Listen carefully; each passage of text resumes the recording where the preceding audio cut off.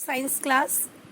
Students, in our previous lecture, we have discussed regarding habitat and adaptation. And student, I have told you that any organism where it can live freely, naturally, grows and reproduce, that type of environment is called habitat. Okay, and we have discussed different type of habitat, like forest habitat. The wildlife usually lives in forest habitat, whereas desert, high mountain and polar region we have discussed, and different type of other habitats were done by us. Then we have discussed what is adaptation. Adaptation means we have different body organs for like breathing, like movement, other things which can be easily done by our body.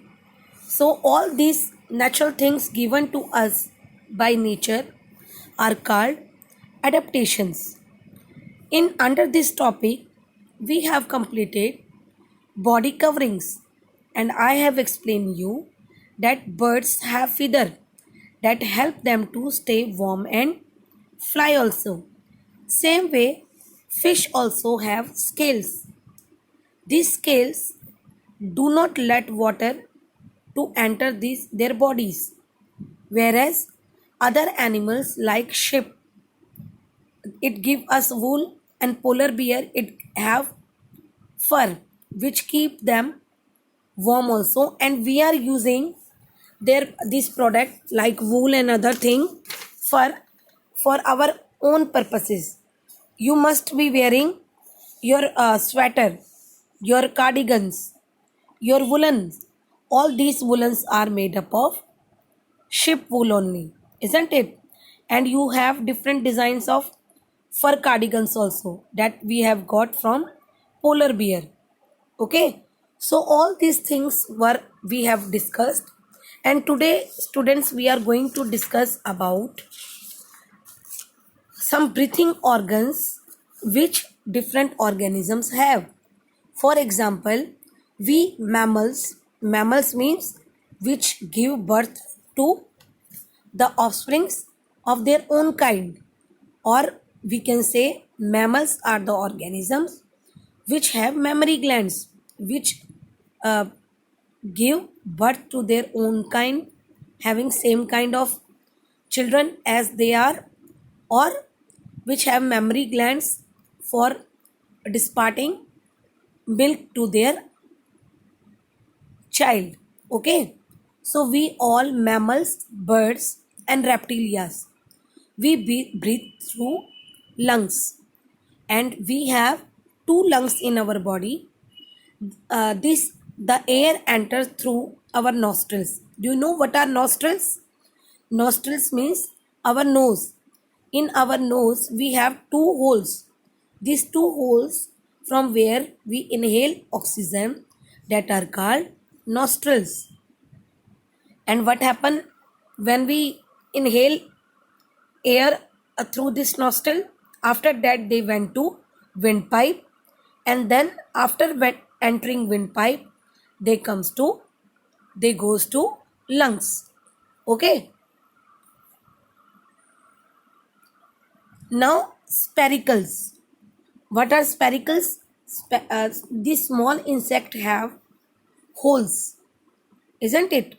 They have holes that are called spiracles.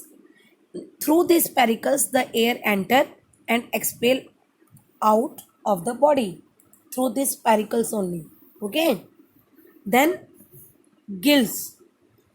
This fish, tadpoles and other aquatic animals. Aquatic animals means the animals which live in water. All these are called aquatic animals. They have gills and they breathe through gills.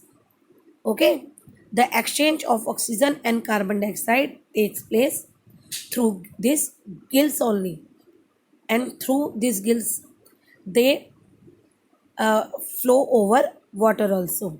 Okay, it can, you can see in your this diagram also, that how the water is getting inside and outside from the body of fish. Okay, then come to the have a skin and body surface.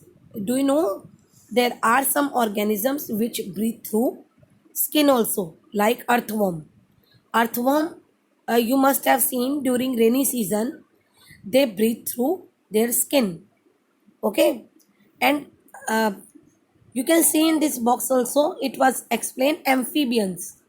And in the beginning of chapter also I have told amphibians are the organisms which live on both on land also or on water. So when they are in water, they breathe through skin, and when they are on land, they breathe through lungs. So like this, the skin is used for breathing. Same way, if we see amoeba and paramecium are called unicellular organisms. Unicellular means the organisms which are having single cell. All the work was done by amoeba only, or only by single cell, that are called single celled organism. So how they breathe? They breathe through body surface. Okay, so in this lecture we have learned that different organisms have their different body or breathing organs for inhaling oxygen inside and throwing out carbon dioxide outside. Like we human have lungs, the insect has spiracles, fish and aquatic animals have gills, and earthworm has skin for breathing, whereas amoeba and paramecium have their body surfaces. They breathe through this body surface.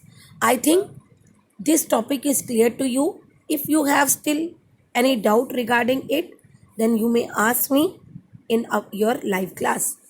Thank you and have a nice day.